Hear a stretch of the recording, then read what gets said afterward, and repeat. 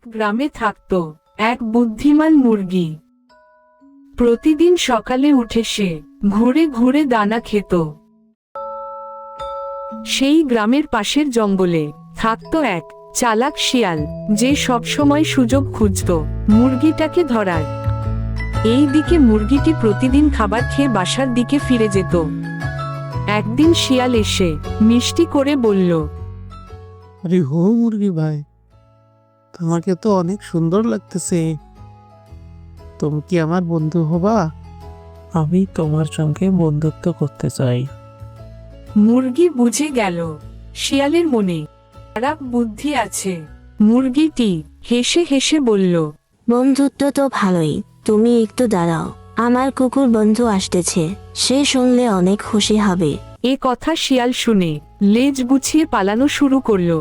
আর এদিকে মুরগি কুকুরকে বলল, বন্ধু, তাকে একটু বন্ধুত্বের হাত বাড়িয়ে দাও। আরে বন্ধু, পাহাচ্ছ কেন? একটু দাঁড়াও। ভাই, আমাকে এবারের মতো ছেড়ে দাও, আমি আর তোমার বন্ধুর দিকে তাকাবো না। এভাবে বুদ্ধিমান মুরগি শিয়ালের কাছ থেকে বেঁচে গেল।